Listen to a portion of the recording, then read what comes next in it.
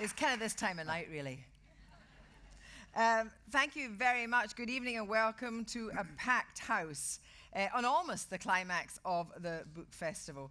You are Colson Whitehead's first UK live audience for his searing new book, The Nickel Boys.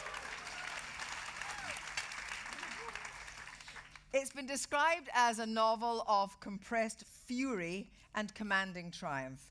When you read it, you may, like me, not breathe until you've finished the last page.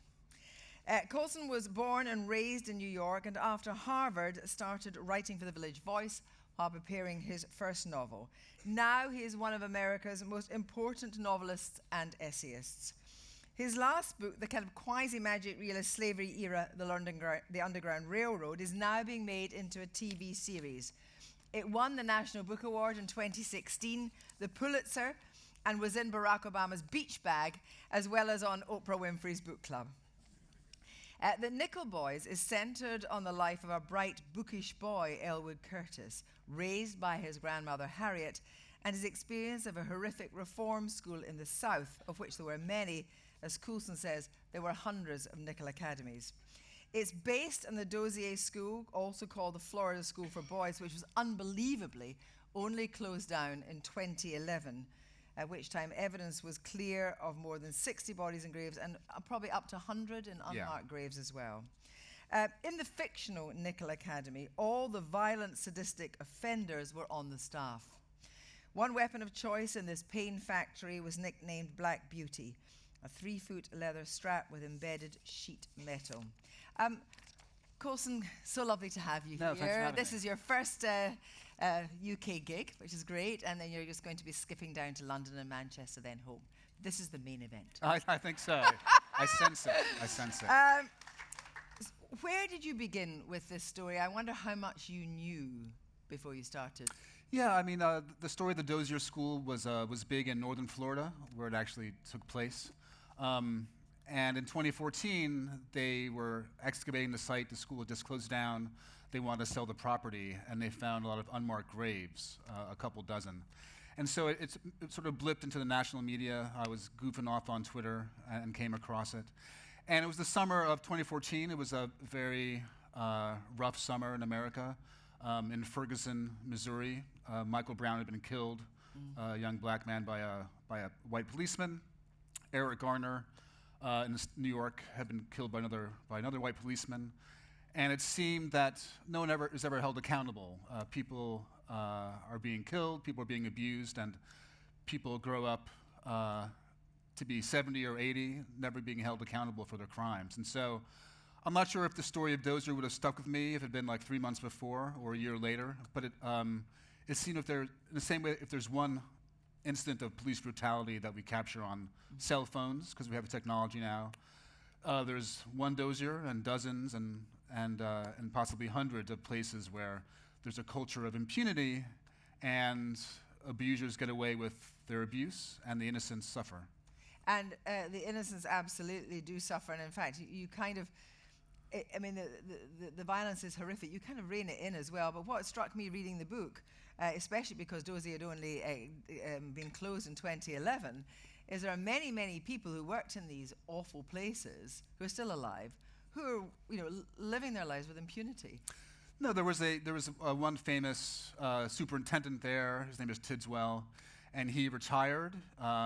He got a Citizen of the Year award from his town, and he was interviewed in 2014 when the story started coming out, and he said, just a little spanking is all, just a little spanking, and that was their word for these beatings. And rapes and tortures in a place called the White House, where the most awful things happen to people. But tell us first about, Elwood Curtis, your central character. It just seems like the perfect little boy. Yeah, he's 16 in 1963, and in his lifetime, his adolescence, he's seen the advances of the civil rights movement. He's seen Martin Luther King march, various civil rights organizations enact change through boycotts and protests. And so he sees himself as part of this generation that's actually moving America into the future. He's a straight-A student, and he gets picked up he's hitchhiking to his college classes, and he hitchhikes with the wrong person. It's a stolen car, and he gets sent to Dozier, to the Nickel Academy, my Dozier stand-in. He is a perfect kid, but really anyone can be sort of swept up into the kind of circumstances I describe. And even if you're a horrible delinquent, you don't deserve what happens to you in Dozier. But it showed that his fate turned in a sixpence.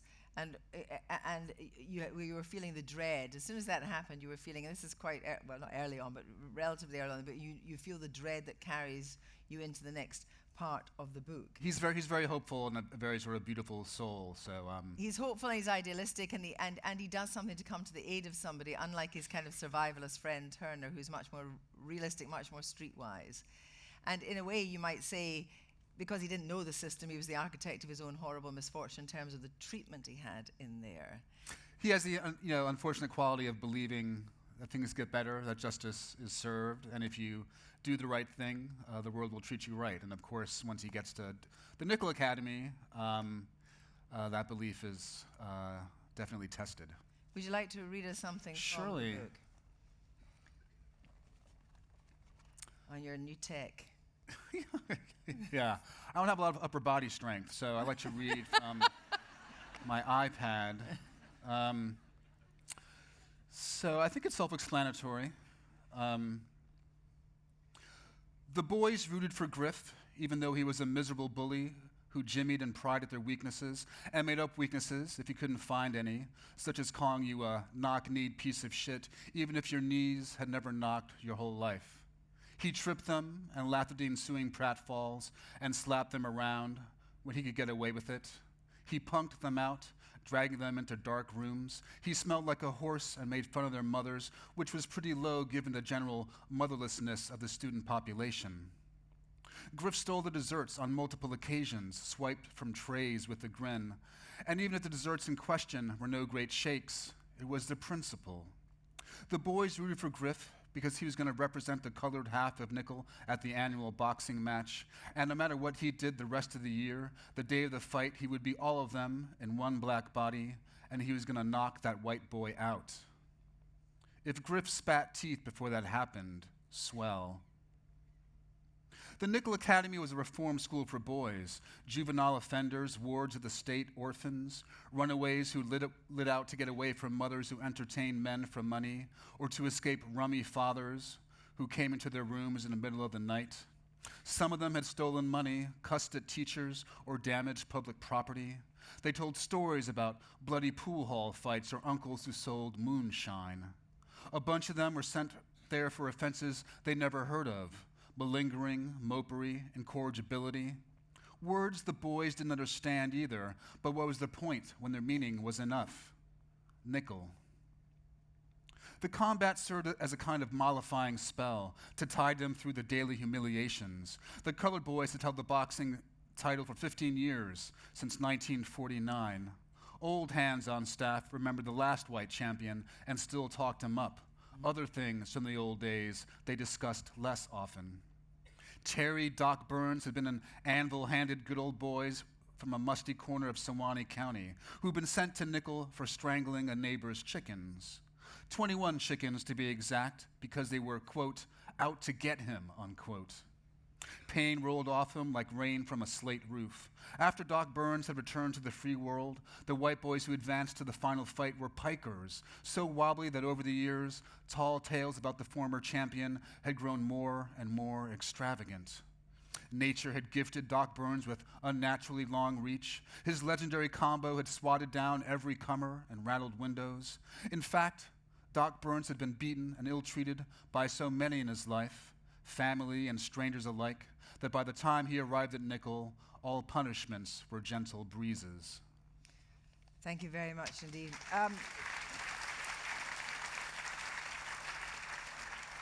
When you were preparing the book, did you actually read accounts from people of the torture? So you knew about things like the Black Beauty Belt, you knew about bones burst with buckshot. That was what was happening when these bodies were being dug up.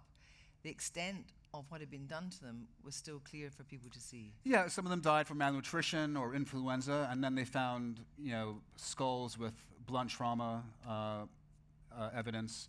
They found ribs full of buckshot. Sometimes kids were shot while they were escaping. Why would you shoot like a 14-year-old who's running away? And for years and decades, the kids would tell their stories. There'd be periodic investigations, and nothing would ever come of them. There'd be talk about reform, and then nothing was ever done until finally, in 2011, the Tampa Bay Times, a newspaper, had a big story about it, and it finally closed. But what is clear in the novel is those that have the power hold all the cards.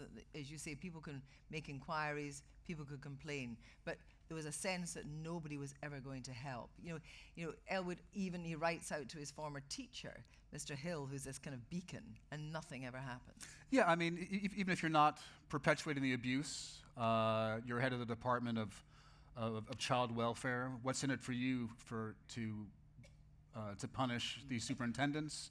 You're going to pay out money to survivors, and so whether you're actually perpetuating the abuse or looking the other way, the system is firmly entrenched. And there's a lot of reference to Elwood has one Martin Luther King record, and that's Martin Luther King on Zion Hill, which he knows back to front and inside out. And you make quite a lot of reference to Martin Luther King in the book.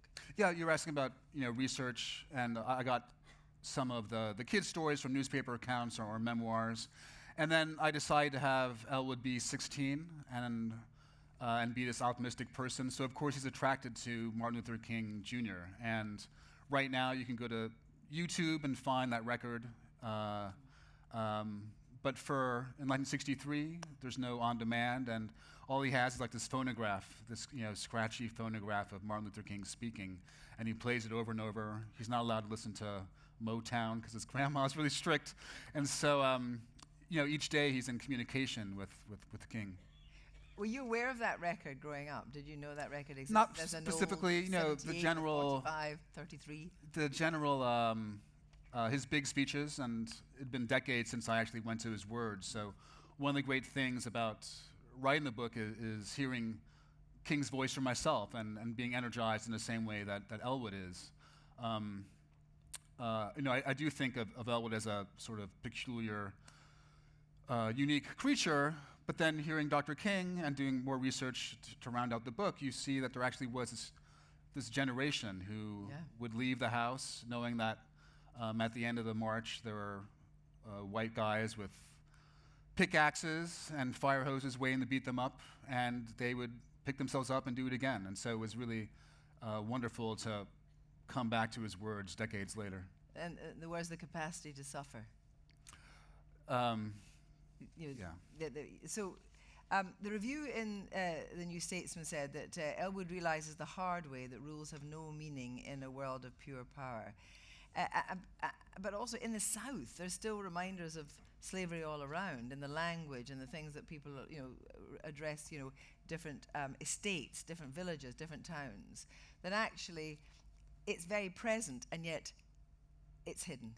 Well, it's very present in Confederate flags. I never thought that we'd ever have any conversation about Confederate flags. Growing up, there's the Dukes of Hazzard, that TV show, and on their trunk they have a Confederate flag. And so to find out that we're actually not accepting these totems of power, that Confederate statues to Confederate soldiers who were traitors, who declared war on their country, are coming down. And you walk by these things every day and you don't look at them the same way you have statues here. And if you actually look closely to the plaque, it's like, here's General Shlomo, fought for the South against his own country. And so the iconography is still there. And also, if you just watch the news, obviously in the last 3 years, all that sort of racist attitudes that have defined America for so long are still there and waiting for people to tap into them or waiting for opportunity to express them. And you said in the past that the whole idea of actually discussing, debating, drilling into the whole notion of slavery and what it really was is something that's only skirted over in the U.S. school system.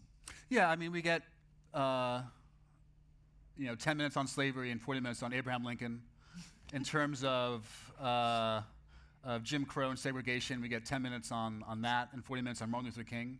Martin Luther King came and it's all cured. And so I think it's a little bit better now. I think we get 15 minutes on slavery and 35 on Lincoln. But no one wants to examine how the country was built, and it was built on slave labor, and it was built on the dispossession and genocide of Native Americans.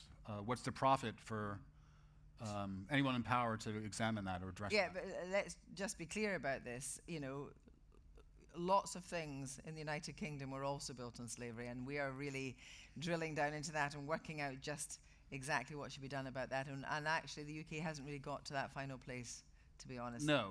So let's not set ourselves up as any beacons. I'm not sure who has, but you know, in talking about the Nickel Academy and its model, the Dozier School, in Canada they talk about the residential schools where they took Indigenous children and took them from their families to teach them like white culture. Yeah, well, Australia too. People bring up St. Mary's Home for Unwed Mothers in Ireland, or they're called the Magdalene Laundries. Magdalene Laundries.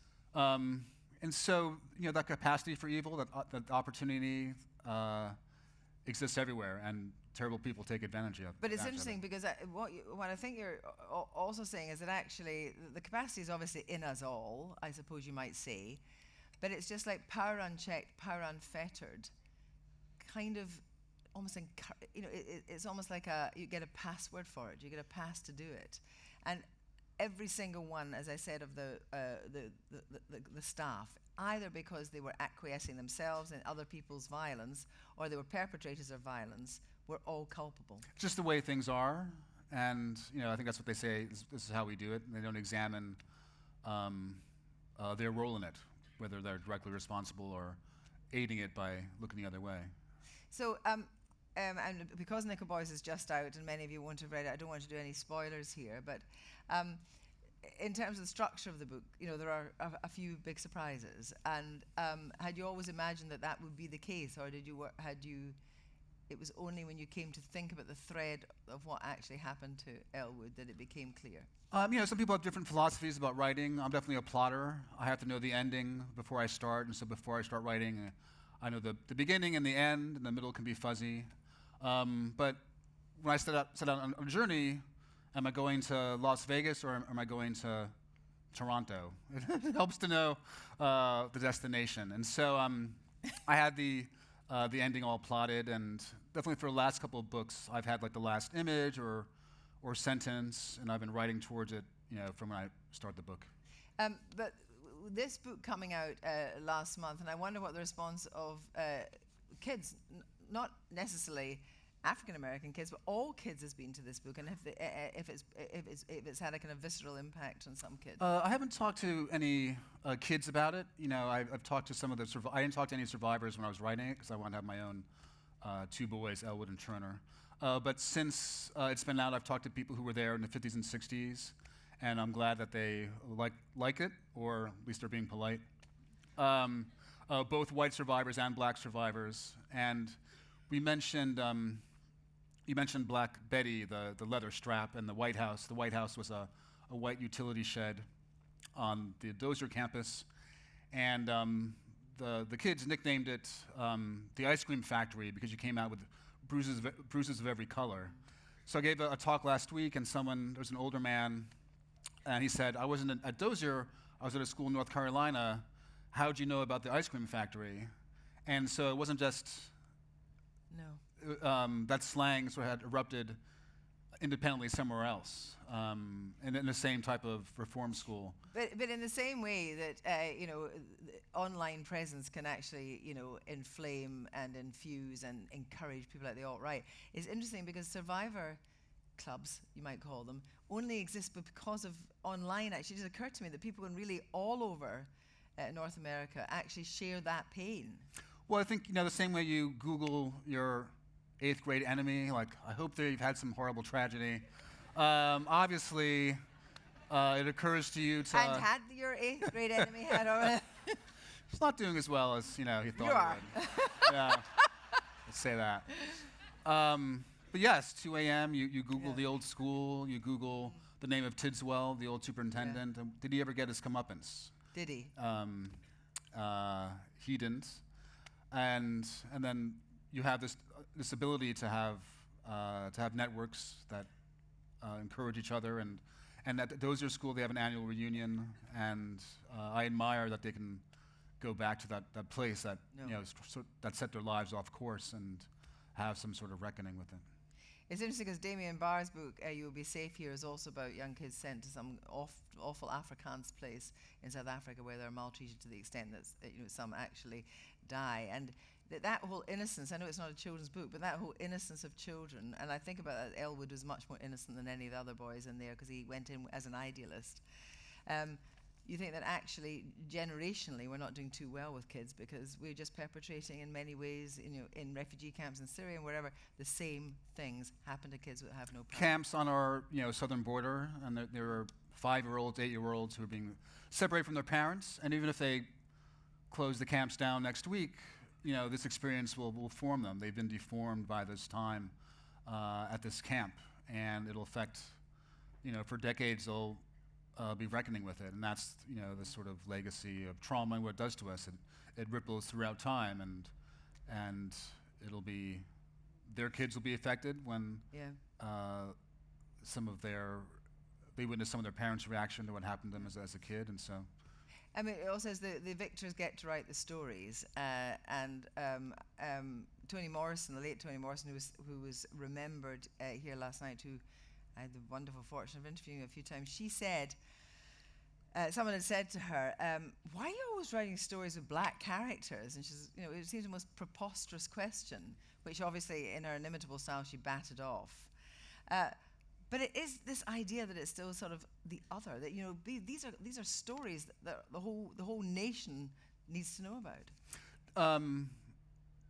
Yeah, and I think a piece of art works when you see yourself in it, despite you're different in age and class and time, and the Iliad still speaks to us because it's about human qualities we recognize in ourselves. So that's sort of an obvious thing, and I think we all definitely, if you're in the arts, you accept that. And no one ever says to John Updike, or said, or perhaps in heaven or hell, wherever he is, do people say, "Why do you only write about white characters?" It's you're otherized in terms of what you're writing, and in your presence as someone who decides to write. The Underground Railroad, was that a kind of game changer? It was such a big, the Pulitzer, National Book, the imprimatur of being on Barack Obama's summer reading list and so forth. And now it's going to be made into a television series. I mean, that's going to be quite extraordinary, isn't it? I mean, yeah, it's pretty wild. It's before this book, it's my first time being adapted. I think my books have too many black people in them to be adapted, picked up by Hollywood. So I was very surprised, and Barry Jenkins, who did Moonlight, approached us, and he had really great ideas for how to adapt it. It's one thing to have Cora in an attic in Underground Railroad for 60 pages, but how do you make that dynamic and live on a screen? And so he had really great ideas. And so he sent me some test pictures from the set last week. It was really cool. They had an actress for Cora. They're building like the tunnels, and so it just seems really. I don't really, like most things, good things happen to me. I pretend it's happening to someone else, but somehow I'll get a picture and realize that it actually is happening, and it's pretty exciting. What is that? Is that HBO, Netflix? What is it? It's Amazon. So it's going to come out in a great one, and we're going to get a box set immediately. 10 episodes, like next summer, is what they say. So that's pretty phenomenal. You said, and you said it in 2016. You've said it several times, that America is a very racist country. Nothing changes in that regard, or does it? I think incrementally. I mean, I definitely never thought we'd have a black president. Do you think there'll ever be a black president again in your life? In my lifetime, I'm not sure. But, I mean, with global warming, that lifetime is shrinking. I'm not sure how many more presidents we'll have. But, Obama was elected with like 51% of the votes. That's 49% who didn't support him, and they were happy to vote for Donald Trump. And so all the sort of atavistic and retrograde attitudes that have defined American history for centuries are still there, like I said, waiting for someone to activate them. Do you think that the whole question of we'll come on to Trump in a second, but the whole question that we were discussing a little earlier about actually acknowledging slavery, acknowledging the extent, the impact of it, unless that is done properly, then America will always be a racist country. Oh, sure, definitely in my lifetime. You know, I'm turning 50 this year, and I realized that a lot of things I thought we'd actually fix in my lifetime will probably not be fixed. I'm sort of reckoning with that. Like 40 I didn't care, 40 seemed fine, but 50 seems like, You're halfway I've there. had most of my years probably. And we're definitely not going to fix America. We're definitely not going to fix like Israel. And maybe my kids will see, you know, some change on these different areas, but no, we don't like to be challenged. We forget history very quickly, whether it's lessons of World War II or lessons of the Civil Rights Movement, and we repeat those mistakes. And I'm not the first person to observe that. In 2016, I think when you were watching the arrival of Donald Trump in the election, you said that you had no idea of the kind of extent of what it might be, his presidency. And in the last 2 years, 3 years, what do you think have been the defining features of it? Well, we've had dumb presidents and racist presidents, but not one this dumb and racist. And so, you know. But, you know, absolutely, the question of power and where power resides. Yeah, I mean, I think no one expected he would get elected, even him. And I think he was surprised. I think he was hoping that he'd have his brand would be improved by being on TV for 18 months, and he could buy some new golf courses. And so every day there's a new revelation about how He would say low. that he's improved the economy, of course. He would say that he's turned around the economy. Yeah, well, he inherited a nice economy and has done his best to run into the ground. And, and I think next year we'll have a big reckoning. But whether it's opening up national parks to uranium mining, whether it's a Muslim ban, refugee camps, concentration camps, incarceration camps on the border, the incitement to racial and anti-Semitic violence. Every day there's a new horror to confront. You know, it's a terrible time. But do you, when you come on to, I know you're starting your next book, is it anything that actually addresses that in any way? Well, I think sometimes my books are tied to what's going on, sometimes not. You know, I wrote The Underground Railroad under Obama's presidency, and it seemed very divorced from what was going on in the country. I usually do a book that's maybe lighter, has more jokes, and then a heavier book. And now I've done 2 heavy books back to back. I think in the spring of 2017, I felt I was definitely battered by what was going on in the country, and it seemed like writing about an optimistic sort like Elwood and a pessimistic sort, Turner, his friend. I could sort through my own idealistic or pessimistic or realistic tendencies. And so the impetus for writing The Nickel Boys came out of just trying to figure out where the country was going and how I was feeling about things. I am writing something now, and it seems separate from what's going on in the country right now. And there's more jokes. I'm very happy. Take some of the day-to-day joy. But I mean, what you've also talked about is that, you know, you say that people are being driven mad by the gains of women and people of color. That you know, people on the alt-right, they just can't work out what's happening, you know, and therefore they look to Trump to kind of as the kind of antidote to what's actually happening. So the whole question of things like send them back, what you know, how does that make just the general everyday person in America feel? Do they feel encouraged by that, or you know, horrified by it? I mean, do you get any sense of the discourse? Well, I think even, you know, a lot of Republicans are horrified, but no, it's just terrible. Frankly, it's terrible and exhausting. And I shouldn't be asking you all this stuff that makes you feel really rotten. You know, make America great. It's great America is 1950 when women are in the home and people of color are kept in their place, and that sort of attitude has governed a lot of, you know, of what this current administration is doing. can we return to a time where we weren't challenged by women's progress and black progress and these crazy demands for equality, you know. So people were driven quite mad by having a black president, quite mad by the idea we might have a female president. Other countries have had female presidents and prime ministers, but that challenge is incredibly big to a lot of people. The American playwright Lynn Nottage wrote a play called Sweat, which was essentially set in one of the poorest towns in Pennsylvania, an old steel town. And it was about, actually, it was pre-Trump, it was during Obama's life, and what basically Lynn Nottage was saying was that what had not really been understood by any, the Democrats or the Republicans, was the impact of globalization and the impact it would have on everyday towns in America that we're never going to be able to recover from this. And actually, she was laying blame, to be honest, at the Democrats' door as well as the Republicans' door. Well, in terms of factories and mines, the world has changed, and coal isn't as central to our life as it used to be, and definitely, I think Republicans play into that nostalgia for a bygone era. We're going to reopen the closed steel mills. We're going to reopen the coal factories, and of course, those industries have totally gone. But again, along the same fantasia about make America great again, maybe we can reverse technology and how far the world has come and go back to this time.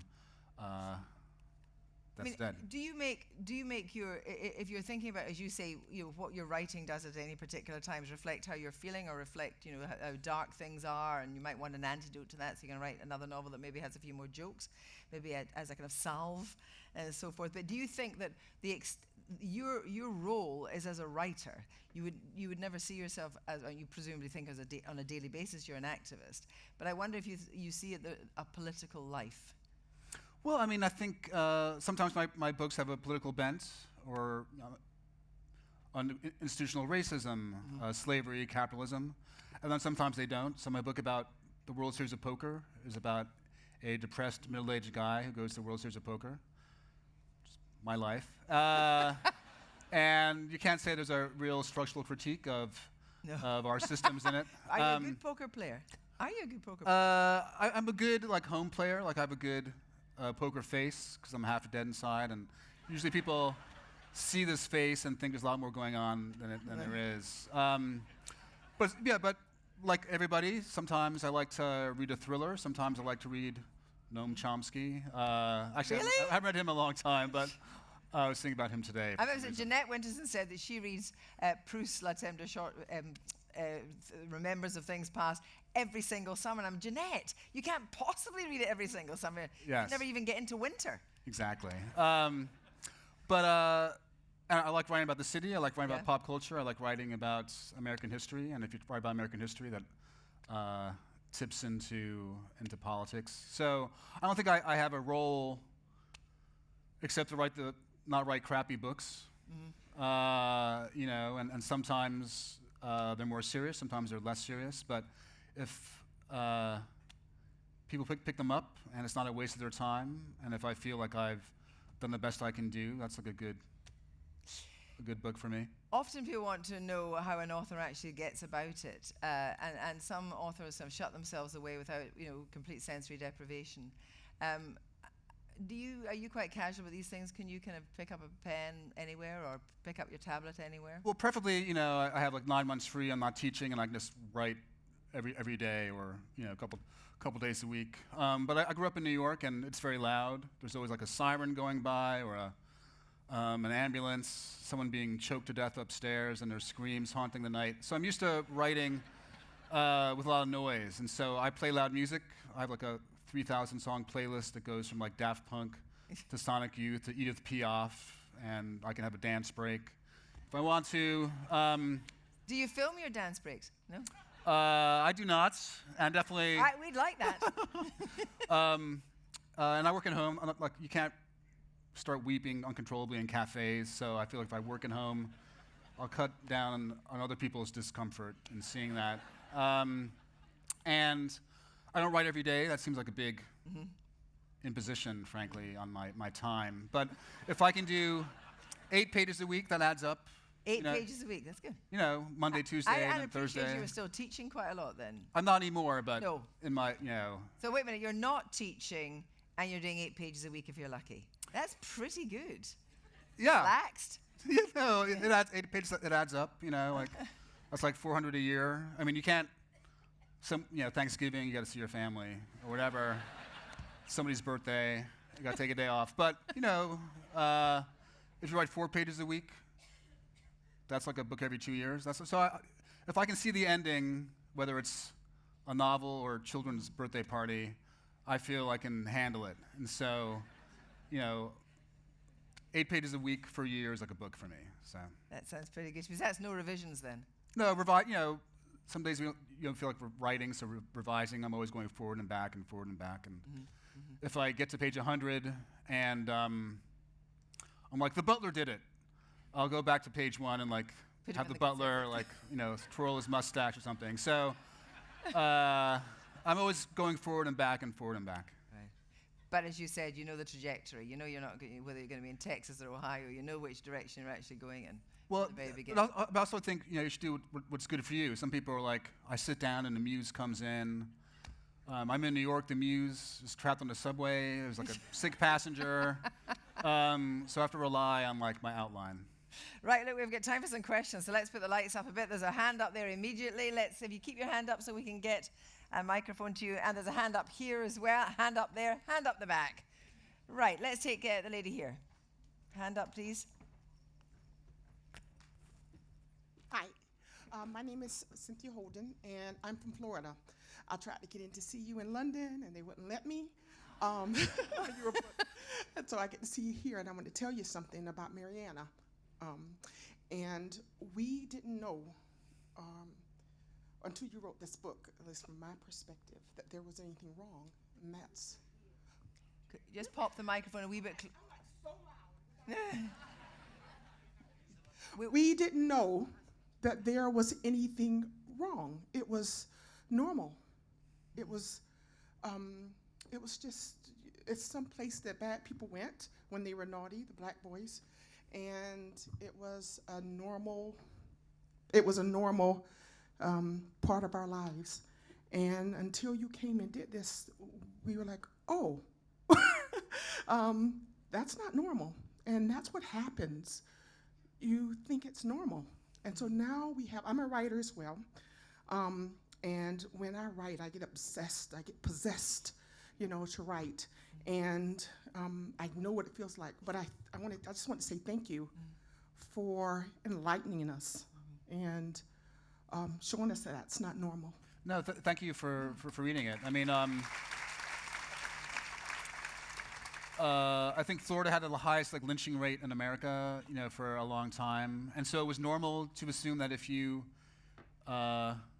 stood up yourself as a black person, that you'd be lynched, that there'd be severe repercussions, and you take that for granted. That's your reality in Florida in 1905 and 1915, and incrementally we moved to a place where it's not normal, and we know we can step back and say the way that we've been treating each other is horrible, and if we work really hard, we can do better, perhaps.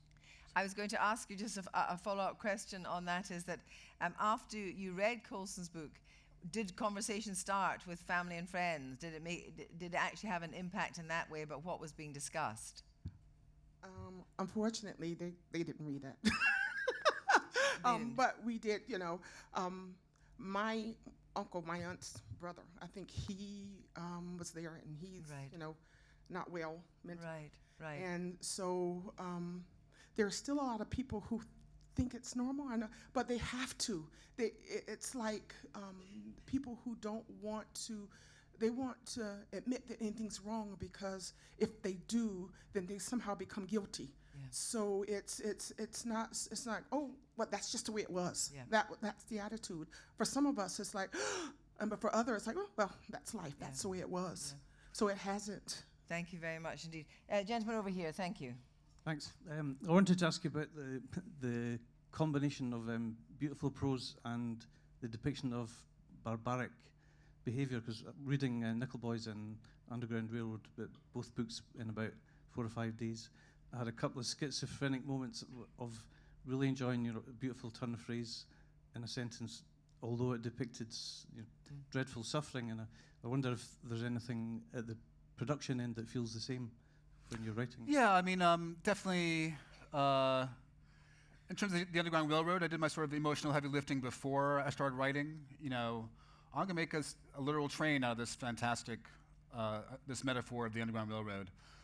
But coming to study slavery in my 40s as opposed to like a kid watching Roots, so I understood it differently than I did when I was a kid. I understood the human devastation.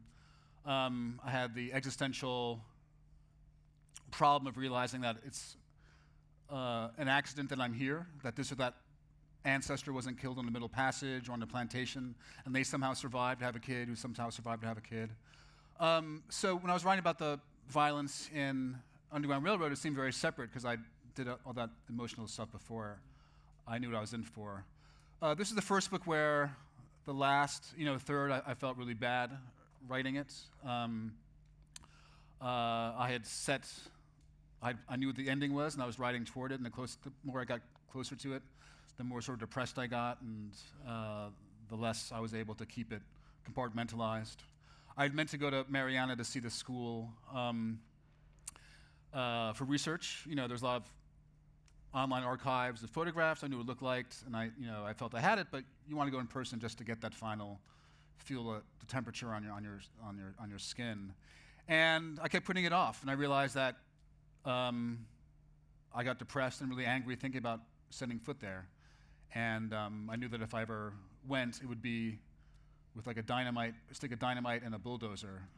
Since, I guess when I was writing the book, Hurricane Michael actually destroyed a lot of the property, and so it is now pretty devastated and looks the way, the outward appearance now reflects what actually went on there. 5 years ago, there's beautiful brick buildings. It was a very well-maintained campus, and from the outside looked very fine, and now it looks like the kind of horrible ruin that actually was. A question right up at the back, yes? Hi, I was just wondering if you could tell me, do any of your novels contain any personal experiences with racism, yourself or people you know, or your family?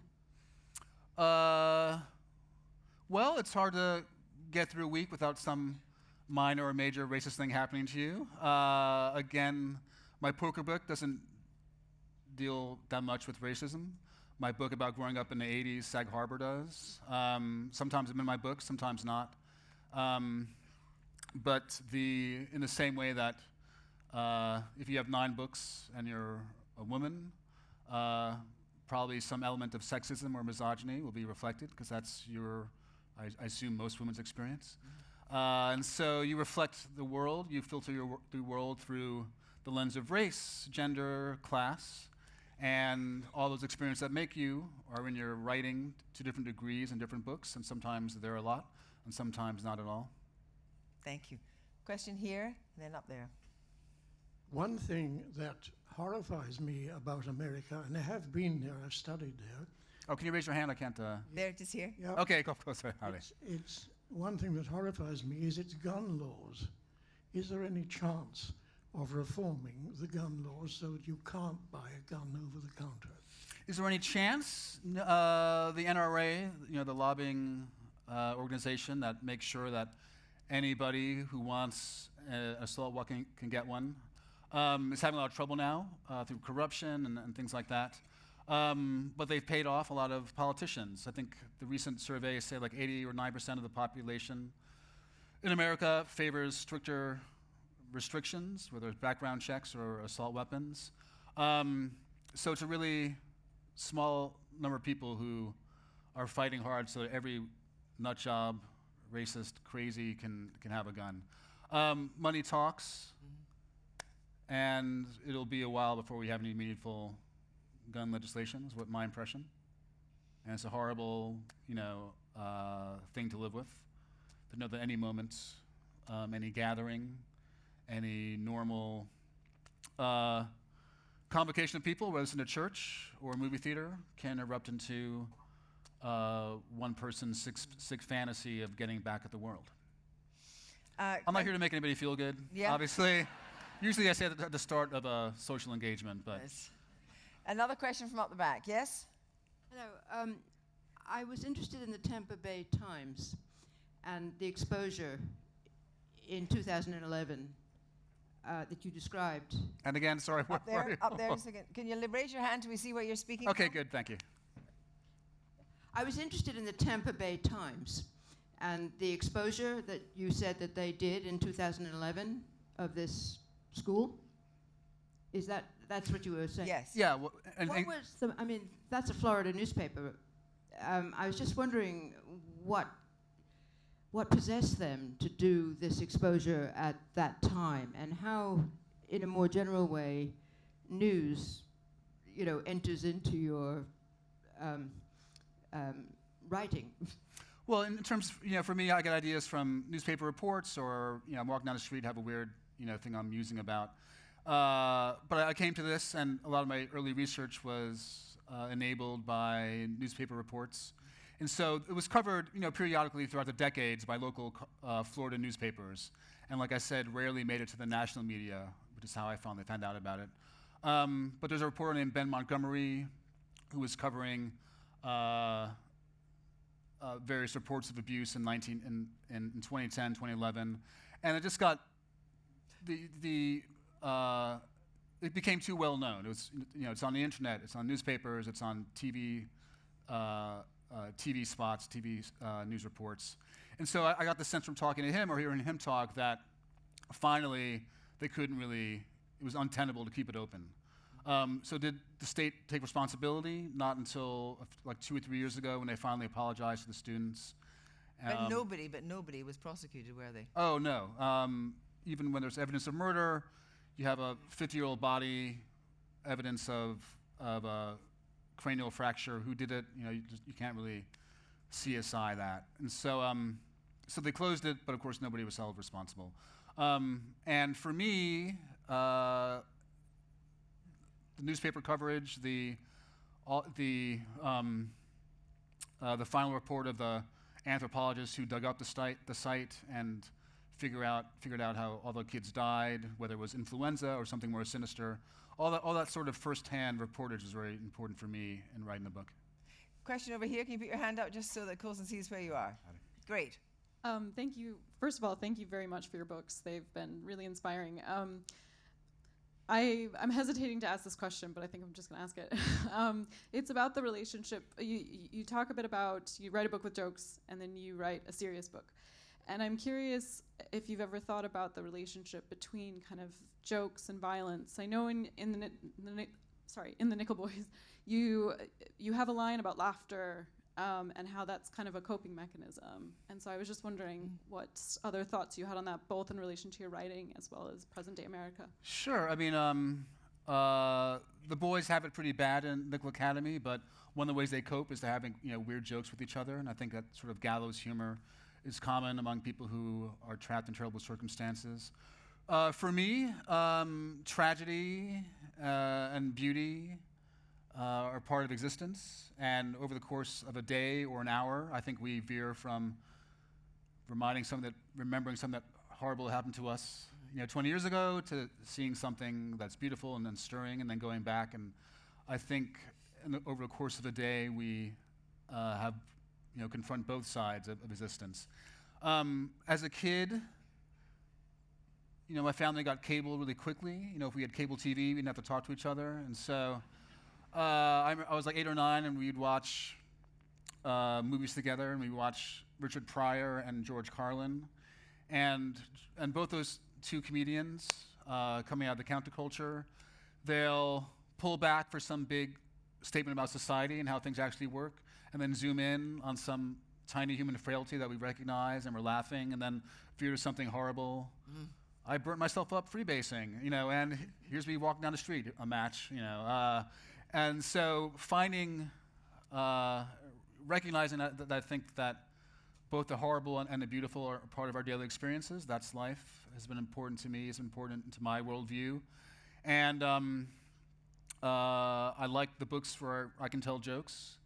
It definitely takes the day-to-day horror out of writing something, or you can laugh at your own dumb joke. And I also like that, I can write about heavier or more political things, things that aren't as uplifting, because that's life. So. Yes, gentleman over here, yes. Thank you for the wonderful conversation this evening. My question is kind of around this political sphere. In Britain, we're living in interesting political times, and likewise in America. How do you think people can work together to put people at the centre? Because often the most vulnerable and marginalised get swept along and forgotten. Yeah, and that's a lot about what we've been talking about so far. Part of me, I have my Elwood days and my Turner days. And I have days where I think that we can affect change, and that my kids might grow up in a better world than I grew up in, the same way my grandparents and parents, despite the racial injustice they faced daily, had to believe that I would grow up in a better world. And in some ways, their faith has been rewarded. In some ways, things haven't changed at all. So I think we're a pretty dumb species. And we all know what's good for us. And a lot of the progress we make is undone by our incredible human frailty and weakness. And again, I'm not trying to make everybody feel good, generally. Yes, up there, hand up so Colson can see you. Thank you. Hi there, thank you for a fantastic event. Colson, I just wanted to ask, obviously we are in a very dark period of time, and I wondered if you had any recommendations, like of books or writing, that help you not despair, that help you not go into a fetal position of a day, that will also help encourage us to keep fighting. I almost brought it on this trip, but Richard Powers' The Overstory. I haven't read it yet. I love Richard Powers in my 20s and 30s. And then started reading different things, and I read 5 Richard Powers, and like, how many books one person can you read? I got to spread it out. And usually when you meet an author you admire, you meet him in person, like they're like an asshole. But I met him. No, just not you, to be clear. Yeah, I'm getting there. And I met him at a book festival last fall, and he was like the sweetest guy. And I was like, wow, my love for him was increased. In Long Island, where my wife and I have a house, because of global warming, the southern pine beetle is now moving more north. Usually the hard frost would kill the larvae, but we don't really have bad winters anymore, so they're creeping up. And last week we had to cut down 26 trees around our house because of this pine beetle and global warming, basically. And my wife was reading The Overstory, which is about trees. And she said, she was crying, we have to cut these things down, I'm reading The Overstory, it's like too much. It's like sentient trees in this book or whatever. But she read me a paragraph, and it was like a beautiful paragraph. It was one of those like pomo listy paragraphs that, you come across in a book, and it's like, this dude is like firing on full cylinders. I don't drive, so I use like driving metaphors a lot. And she read me this paragraph, and then I started crying. And so we had to cut down these trees, global warming, we're all going to die, and then people are making great art.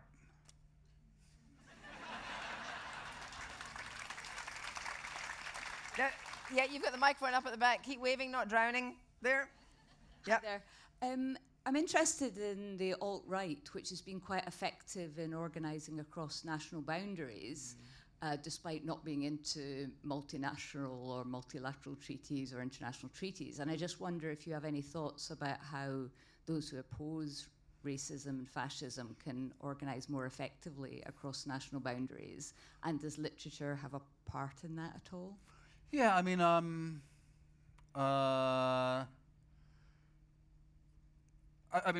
Underground Railroad brought me to a much bigger readership, and I was going to countries I hadn't been before. And I don't know much about what's up in a lot of other countries. Basically, I land and I Google, like, what's up in this country, or go to Wikipedia. And so I went to Poland a year and a half ago, and they were having neo-Nazi marches. And I was like, that's crazy. In 2018, I was like, oh yeah, we had a neo-Nazi march last week in Virginia, and we actually had one like a week ago in Portland. A lot of right-wing governments are coming into power. It seemed to last 5 years. They're gaining traction. They're attractive to a lot of people for a lot of reasons I think we've described earlier in this talk. I have no idea what we can do about it.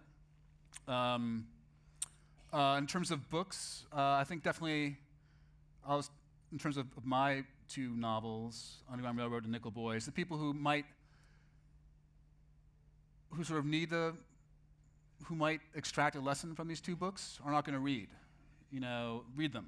So I'm not sure if the literature has like this central place in the culture these days where it does affect change, maybe in different countries. In America, we have like Uncle Tom's Cabin, in terms of novels, Uncle Tom's Cabin, The Jungle up in Sinclair. But I don't think enough people read. I don't think enough people, the people who might actually be changed by certain books don't read them. Oh. So I have no idea. I have no solutions. I just suffer along like everybody else. One final question over here. Hand up, please, just so we can see. Yep. Hi. Hello, sir. Yeah, I work in a Scottish high school. I was just wanting to get your thoughts perhaps on decolonizing the curriculum. I found myself recently teaching things like, for example, Chimamanda Adichie and Jackie Kay, and also Alice Walker, deliberately to consciously just to perhaps offend my pupils with a wider sphere of literature. When I finished reading your book, one thing that also struck me was your constant reference to popular culture. I loved your reference, for example, to The Defiant Ones, which I think is a brilliant documentary that I've also showed my kids as for a listening assessment. So I'm just wondering what your thoughts are in terms of what we're usually exposed to. There seems to be a bias towards Western writers. What your thoughts are like that, especially as you were a teacher yourself? Yeah, I mean, I think it's obvious that most people in here, if you read a variety of novels by a variety of different people, you'll get a much deeper understanding of how the world works. You'll understand how racism works, misogyny works, anti-Semitism, the ripple effects of 19th century imperialism and colonization. I read a section of Invisible Man in elementary school, and that was the only black fiction I was introduced to in a school setting. I've always had to seek out books outside of the curriculum. They weren't really teaching Arthur C. Clarke. And, I grew up reading a lot of horror and science fiction and African American authors, and none of these people were being taught. So I've always known that I've had to go outside. I was going to get what I needed from school. 30 years later, there are people like you who have grown up with an incrementally more diverse reading list when you were in high school or college, and then it gets incrementally bigger. I'll name two people who I've enjoyed recently. Julie Otsuka, Japanese American, writes about Japanese immigration to America in the early 20th century. And again, like in any piece of great art, you see yourself in these folks who are not you. Another person, Mohsin Hamid, Exit West, Reluctant Fundamentalist. Both people who, like me, probably would not be taught in high school, would not have been taught in high school 30 years ago, and I think now we are. So it's up to you to teach the children's, and thank you for making the effort. Ladies and gentlemen, Colson Whitehead.